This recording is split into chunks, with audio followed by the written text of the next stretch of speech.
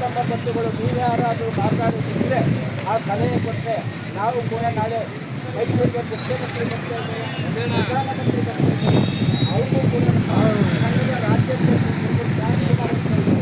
ಅವ್ರ ಮುಖಾಂತರ ನಾವು ಮತ್ತೆ ಮುಖ್ಯಮಂತ್ರಿಗೆ ನಮ್ಮ ಸಮಸ್ಯೆನ ಬಗೆಹರಿಸಿದ್ರೆ ಬೆಂಬಲದ ಮೇಲೆ ಸಹಕಾರಕ್ಕೆ ಅವ್ರನ್ನ ಬೇಡಿಕೆ ಮಾಡ್ತೀವಿ. ನಾವು ನಮ್ಮ ಸಮಸ್ಯೆ ರಾಜ್ಯದಲ್ಲಿರುತ್ತೆ ಯಾವ್ಯಾವ ಬೆಳೆಗೆ ಏನೇನು ಸಮಸ್ಯೆ ಇದೆ, ಬ್ಯಾಂಕಲ್ಲಿ ಸಾಲ ತಗೊಂಡವ್ರ ಕಷ್ಟ ಏನು, ಇವತ್ತು ಶಾಲಾ ಕಾಲೇಜಲ್ಲಿ ನಾವು ಓದ್ತಕ್ಕಂಥ ಮಕ್ಕಳಿಗೆ ಬಡ್ಡಿಲ್ಲದ ಸಾಲ ಕೊಡಬೇಕು ಅಂತ ಕಾಣ್ತಿದೆ. ಯಾವ ಬ್ಯಾಂಕಲ್ಲಿ ಕೊಡ್ತಾ ಇದ್ದಾರೆ, ರಾಜಕಾರಣಿಗಳು ಮಕ್ಕಳು ತಗೊಳ್ತಾ ಇದ್ದಾರೆ. ಸಾಮಾನ್ಯ ಜನ ನಿಮಗೆ ಗೊತ್ತಾದರೆ ನೀವು ಕೂಡ ಆ ಕೆಲಸ ಮಾಡ್ಕೊಳ್ತೀವಿ ಅಂತ ಹೇಳಿ ನಾನಾದರೂ ಇಲ್ಲಿ ತನಕ ಮಾತಾಡಲಿಕ್ಕೆ ಅವಕಾಶ ಕೊಟ್ಟಿದ್ದೀನಿ. ಒಂದು 10 ನಿಮಿಷ ಕೇವಲ 2 ಜನ ನಮ್ಮವರು ಯಾರು ಮಾತಾಡೋದಕ್ಕೆ ಮಾತಾಡಿ ನಿಮ್ಮಲ್ಲಿ ಇರ್ತಕ್ಕಂಥ ವಿಚಾರ ನಮಗೆ